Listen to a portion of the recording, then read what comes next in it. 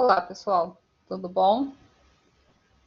Hoje a gente vai dar uma olhadinha como é que são formados, como é que é formado, né, o sistema de informação contábil. A gente vai dar uma olhadinha em 3 subsistemas que compõem o sistema de informação contábil. São vários, né? Tem o subsistema de contabilidade societária e fiscal, o subsistema orçamentário, subsistema de controle patrimonial, subsistema financeiro, subsistema de vendas, subsistema de custos. São vários os subsistemas que formam um sistema de informação contábil. Mas a gente vai dar uma olhadinha em 3 hoje, tá bom? Então vamos lá, pessoal. O primeiro subsistema que a gente vai ver é o subsistema de contabilidade societária e fiscal.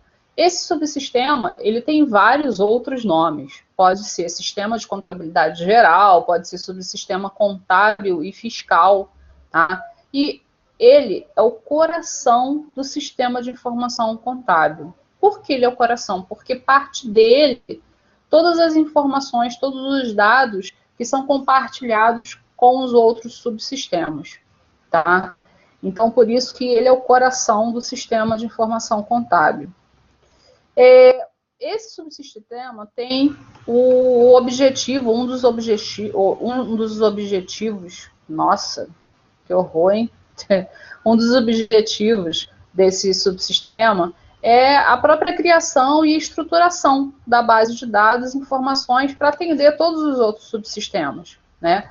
Todas as informações que serão necessárias de caráter legal, né? Legislação comercial, que é a legislação societária, e a própria legislação fiscal. Então, esse subsistema, ele abrange os dois tipos de legislação, tanto societária quanto fiscal, né?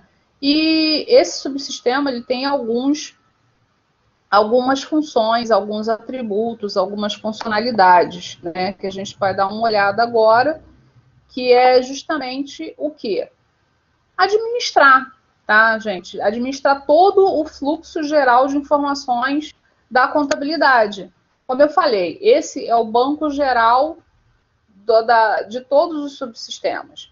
Então, ele trabalha fornecendo e trazendo informações, tem um fluxo contínuo de informações contábeis entre ele e os outros subsistemas, né? A administração dos modelos que vão ser utilizados para gerar essas informações contábeis, né? Que modelos são esses? Quais são as formas, quais são os recursos, os relatórios, as informações que serão geradas, de que forma serão geradas, né? E a administração e operacionalização da estrutura legal do sistema, que é a parte, vamos dizer assim, que eu acho que é mais importante, porque são regras, são leis. Então, o subsistema ele tem que estar atendendo a essas regras, a essas leis, tá?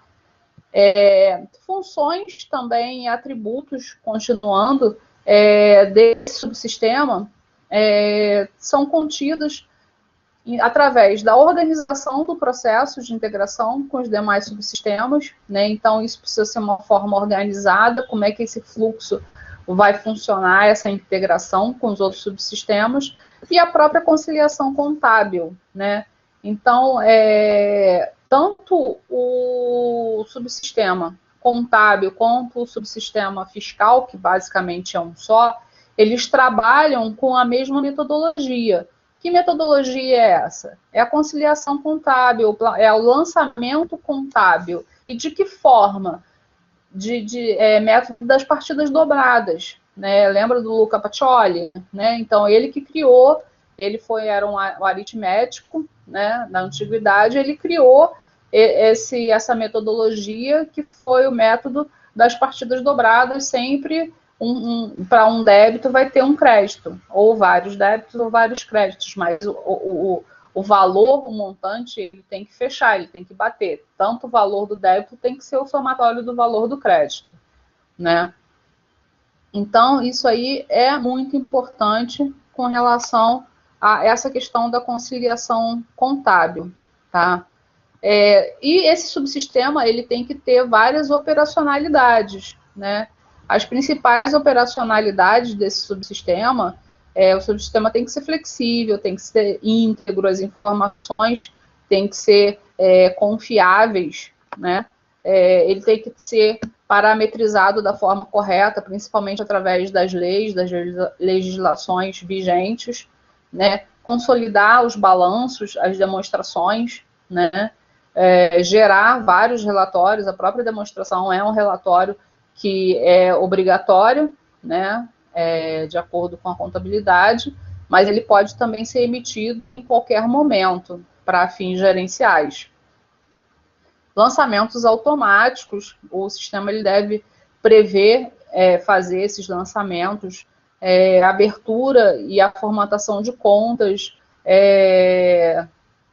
do plano de contas. Então ele tem que ter a flexibilidade de poder ser criadas novas contas ou serem renomeadas, né, de acordo com as diversas regras que podem surgir. Hoje em dia, muitas das contas contábeis, elas precisam ser únicas por causa da escrituração pública digital, que é o SPED, né, que são declarações acessórias, e para algumas dessas obrigações acessórias devem ter esse plano de contas unificado, tá? E o encerramento automático dessas contas de despesas, principalmente despesas e receitas, que são encerradas ao final do período, ao final do ano, né?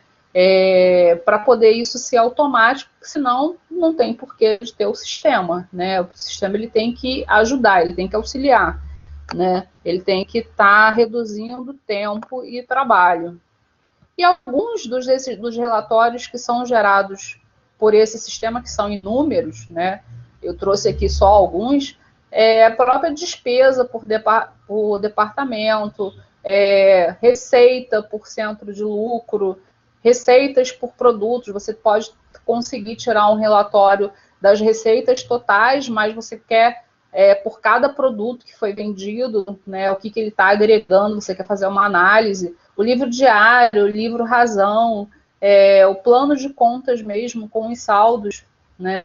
Tanto as contas analíticas, as contas sintéticas, né? O livro de apuração do lucro real, que é o LALUR. Então, esse subsistema, ele pode gerar inúmeras informações, inúmeros relatórios, né? Então, olhando agora também para o próximo subsistema, que é o subsistema de orçamento, é um subsistema também muito importante, né? Que ele, basicamente, ele abrange toda a empresa. E pode-se dizer que esse subsistema é um prolongamento do subsistema de contabilidade societária e fiscal. Então, a princípio, todas as informações constantes no sistema contábil devem compor o sistema orçamentário.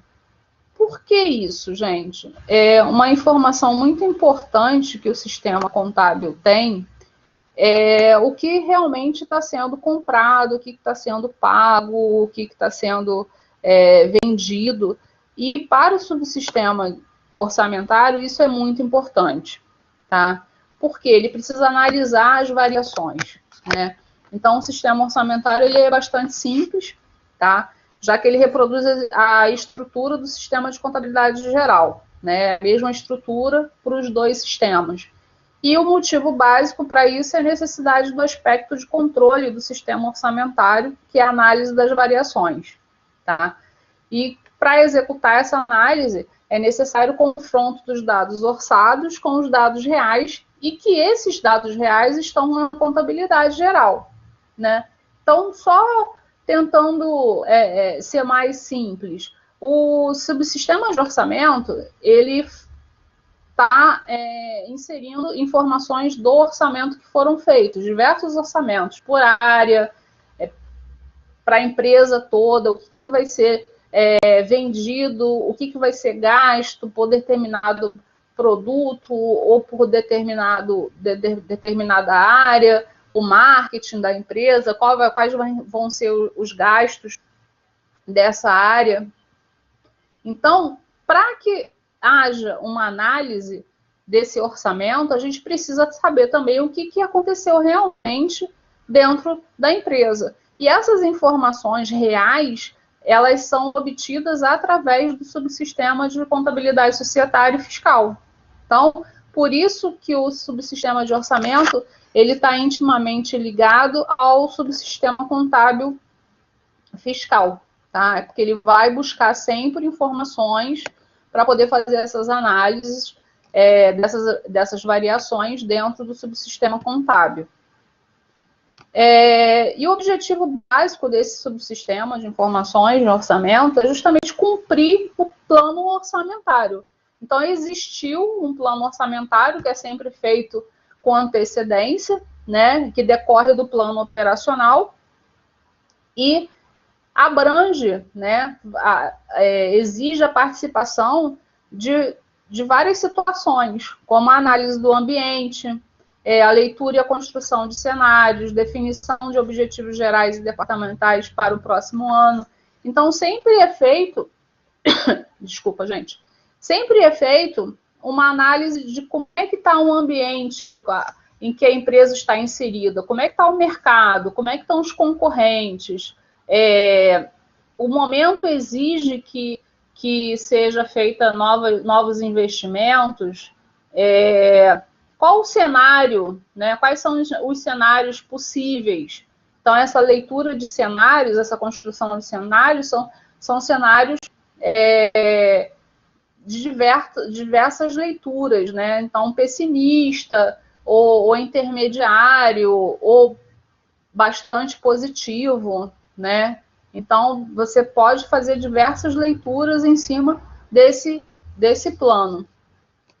E, em seguida, você consegue ver que por essa figura que realmente o plano orçamentário ele advém do planejamento operacional. É da onde ele realmente surge, né? Onde são feitas as definições, todas as premissas que vão ser consideradas no orçamento, e a elaboração propriamente dita desse orçamento empresarial. Então, existem alguns objetivos, né, que devem ser alcançados através desse sistema de orçamento. Como executar o plano orçamentário da empresa, esse é um dos principais. Então, existe um plano orçamentário e esse plano orçamentário ele tem que ser executado da melhor forma, tá?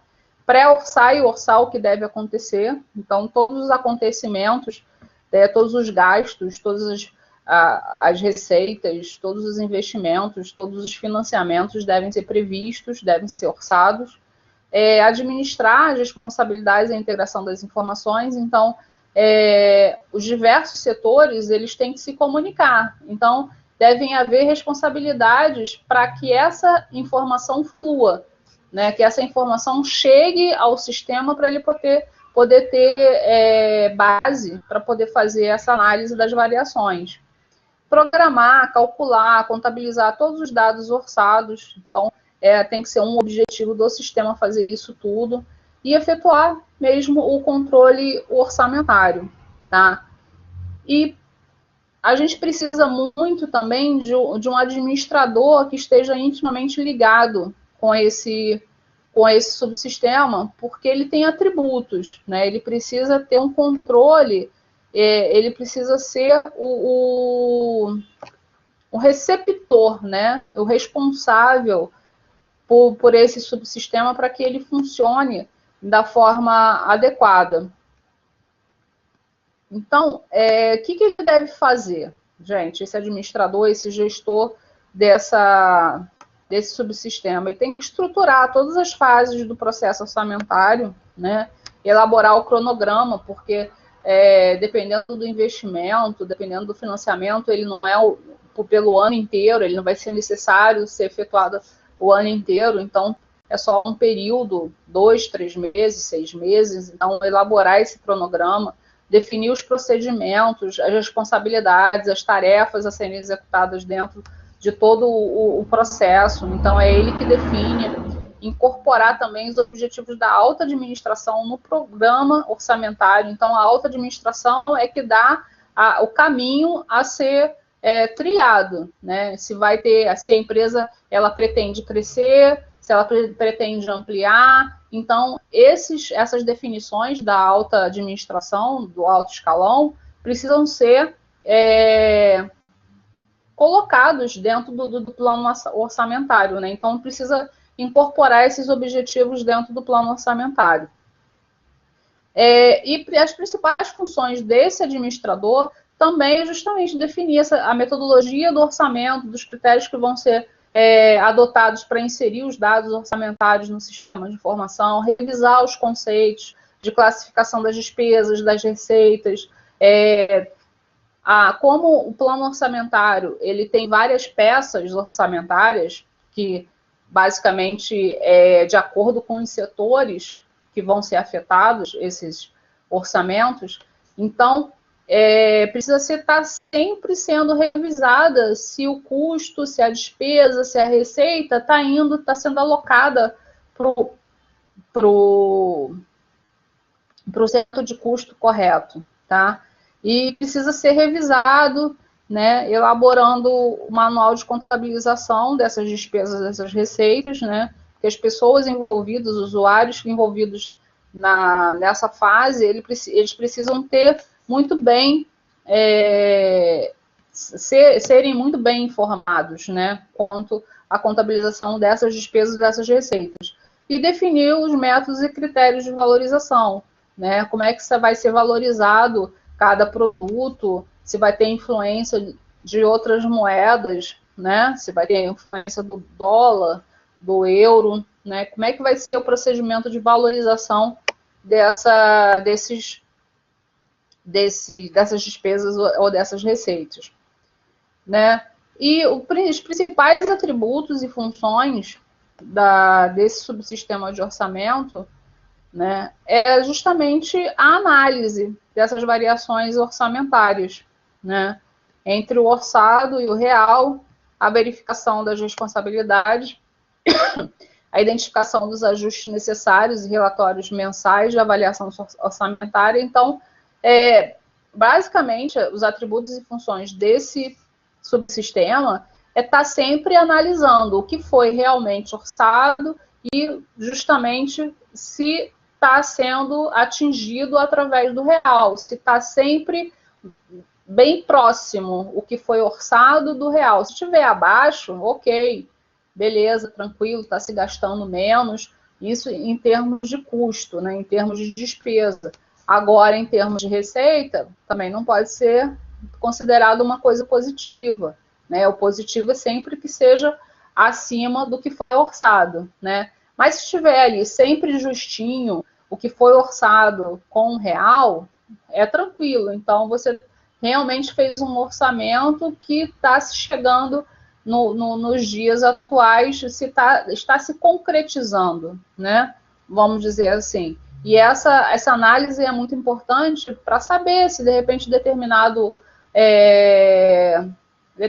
área, determinado setor não está extrapolando nos custos, não está gastando além do que deveria, né? Então, essas análises aí são muito importantes. Os segmentos do plano orçamentário estão divididos em orçamento operacional, orçamento de investimentos e financiamentos e orçamento de caixa e projeções dos demonstrativos contábeis básicos, né? Esse orçamento operacional é o que mais se leva, que requer tempo, né, para desenvolvimento, que é o que está nas operações do dia a dia, né? E os outros dois estão muito ligados à diretoria, né? Se a diretoria tem os objetivos, como eu falei lá no início, os objetivos da diretoria, do alto escalão, elas têm que estar refletidas no plano orçamentário. Então, se a diretoria deseja realmente que seja feito um investimento, por N situações, a empresa pode precisar de um financiamento externo, de bancos, né? Ou até dos próprios sócios. E o orçamento do caixa mesmo, se a questão do fluxo de caixa, da projeção das demonstrações, né, projeção do balanço patrimonial, como é que está existindo, como é que está acontecendo essa evolução, né, através do orçamento, através das previsões, né. E, como eu falei anteriormente, são diversas as peças orçamentárias dentro de um plano orçamentário, né, que basicamente são as áreas que são afetadas, né? Então a gente precisa ter um orçamento do setor de vendas, um orçamento de produção, um orçamento da capacidade logística, orçamento de materiais que são compra e consumo, da mão de obra que será utilizada, das despesas gerais, das despesas financeiras, de investimentos, de financiamentos, do orçamento do caixa, das projeções de demonstrativos contábeis. Então, essas são as peças orçamentárias que são trabalhadas dentro do plano orçamentário, tá? Então, para cada setor, para cada peça orçamentária, vai existir um suborçamento, vamos dizer assim, que vai compor o plano orçamentário total. E o que se espera de um subsistema de orçamento? Qual é a funcionalidade desse subsistema? Que ele tenha todos os cálculos automáticos, ou a maioria deles, né? Como eu falei anteriormente, um subsistema ele é importante quando ele diminui o tempo de execução, diminui o retrabalho, né? A apropriação de cálculos de planilhas eletrônicas, ele deve permitir que seja exportado ou importado de planilhas eletrônicas esses cálculos, né? Para poder fazer as análises, ou até inserir dados, né? Reinserir dados no próprio sistema.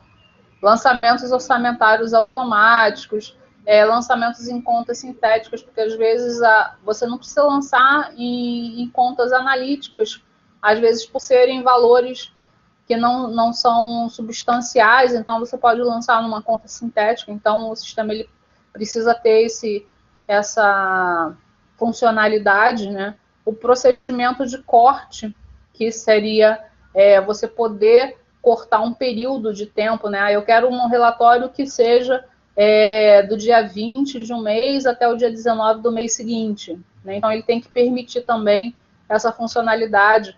O empenho e realização está mais voltado para o orçamento público, né? Quando se fala de empenho, liquidação, realização, você registrar que você vai ter esse gasto, né, no orçamento público, que tem que estar sempre atrelado à receita que vai ser arrecadada do governo, né, pelo governo.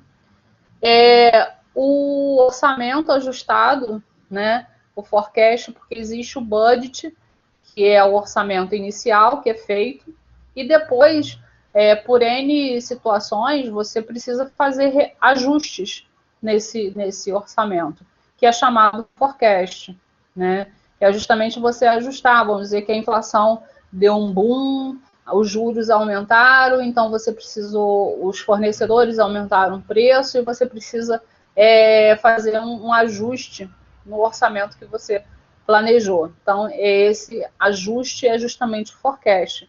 E a questão da simulação mesmo, né? Como eu falei que o orçamento ele está muito ligado a cenários, né? Então, você tem que ter essa funcionalidade, né, do sistema de estar fazendo essas simulações, essas previsões de cenários diferentes. E, por último, aqui a gente vai ver, dentro desse sistema, os relatórios que podem ser emitidos, né? Que são relatórios do orçamento por cento de custo, ou por departamento, as receitas mesmo, a receita mesmo por centro de lucro, orçamento geral da empresa, ou orçamento original, o orçamento ajustado, que é o forecast, o orçamento em várias moedas, porque existem compras que devem ser feitas através de importação, que isso vai estar mexendo com moedas diferentes como dólar, como euro, né? relatórios de controle orçamentário para poder fazer a análise das variações, tanto do real, que é o banco de dados da contabilidade societária, quanto do orçado, que é o banco de dados do subsistema de orçamento.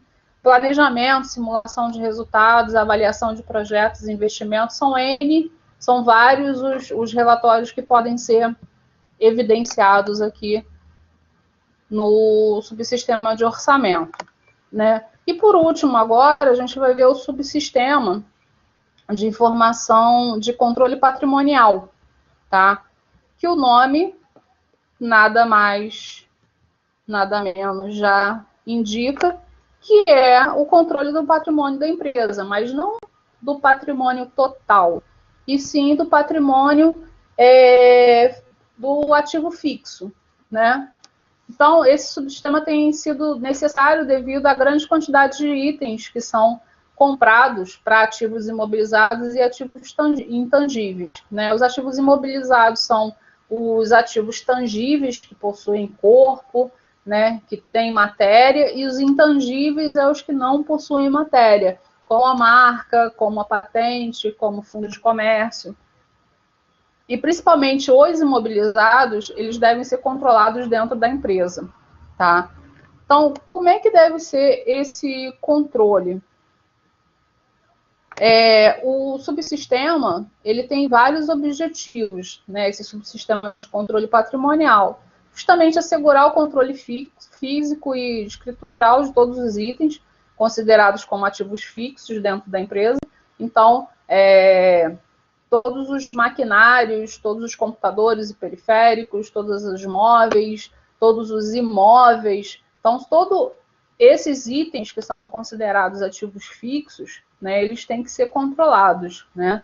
E permitir o processo de valorização. Então, a gente precisa valorizar, dar valor a esses itens, né, dentro da contabilidade, e isso também vai ser utilizado, né, essa informação vai ser utilizada também para a área fiscal, que a gente vai ver mais à frente, né?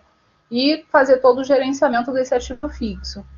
E permitir também o processo de planejamento e controle dos recursos fixos à disposição da empresa. Então, esse planejamento vai até do início da compra, né, se realmente é necessária a compra desse ativo fixo, se ele está sendo produtivo dentro da função dele, se ele vai precisar ir para manutenção, se ele vai precisar ser trocado, vai ter que ser comprado um outro ativo para ser substituído, para substituir ele. Então, todo esse planejamento, todo esse controle deve ser feito através do subsistema de controle patrimonial. Também como objetivo desse subsistema é armazenar todas as informações necessárias para todas as gestões relacionadas com ativo fixo, né? Permitir o processo de segurança e responsabilidade dos bens e direitos à disposição dos funcionários da empresa. Então, todos os ativos fixos, eles têm uma localização, para que ele foi comprado, onde que ele está sendo utilizado, quem está utilizando, quem é o usuário que está utilizando, né? Então, esse recurso e esse processo de responsabilidade é muito importante para a integridade do bem, né? E também permitir o processo de controle dos impostos recuperáveis das imobilizações, que são em cima de ICMS, PIS e COFINS. Então, os bens que são adquiridos, maquinários que são adquiridos para trabalhar na produção de determinado produto dentro da empresa, que está ligado à atividade de fim da empresa, esses bens eles vão ter impostos recuperáveis, vão gerar crédito de impostos, que são créditos de ICMS, crédito de PIS, de COFINS, o exemplo também de uma empresa de uma transportadora, todos os caminhões que essa transportadora utiliza para fazer o transporte, na compra desses bens, desse ativo fixo, eles vão ter esses impostos recuperáveis, tá? Então, o subsistema de controle patrimonial ele tem que ter a capacidade, né, de fazer esse controle desse processo, né? Alguns atributos e funções também desse subsistema é o próprio conceito de controle, né? Então, o nome já fala subsistema de controle patrimonial, é controlar o patrimônio, controlar o ativo fixo, para onde que ele vai, para onde que ele foi, aonde que ele está situado, para quem ele foi designado, ele vai para manutenção, ele precisa de depreciação, ele vai ser contabilizado de que forma a depreciação dele vai ser feita de uma forma contábil e depois vai ser ajustado para uma forma fiscal, porque existem duas formas de depreciação, uma que é obrigatória para o fisco e outra que pela forma contábil, que é através da vida útil do bem, se ele vai ter valor residual ao final da vida útil dele. Então, existem duas formas de contabilização. Então, o sistema tem que ter esse conceito muito forte de controle, né? A própria normalização dos procedimentos, os critérios de atribuição de valor, como eu falei, a questão da depreciação, a decisão de ativamento dos gastos, né? Se vão ser ativados esses gastos, vamos dizer que você tem um gasto com uma obra, né? E esse gasto ele não vai ser ativado, né? Não vai virar valor do ativo, vai ser uma despesa, então vai ser todos esses gastos que foram criados, gerados através dessa obra, não vão ser ativados, vão ser despesa, vão direto para despesa. Então, esses critérios, essas decisões, né? Então, precisa estar sempre muito bem alinhado dentro do subsistema de controle patrimonial. Né? A identificação patrimonial, que é algo muito importante, você conseguir codificar um produto, né? Você comprou uma mesa, você codificar essa mesa e através ainda é muito utilizado hoje em dia as plaquetas de identificação, só que as plaquetas atuais elas vêm com código de barra, né? E nesse código de barra, quando há leitura através da máquina de leitura de código de barra, você já tem lá na maquininha todas as informações desse bem, quando foi comprado, qual é o nome, qual é a cor, onde está alocada, quem é o usuário, né? Então, essa identificação patrimonial é muito importante, até para poder fazer reinventários, né? Você está realmente verificando se os produtos, se os itens do ativo fixo eles ainda estão dentro da empresa, ou se de repente foram vendidos e não foi dado baixa. Informações para manutenção, que também é muito importante. Qual é o fornecedor daquela manutenção para aquele determinado produto, quando que ele vai ser realmente vai ser parado para manutenção, se ele vai afetar a produção ou não. Isso aí tem que haver um planejamento muito adequado para que a empresa não tenha prejuízo, né?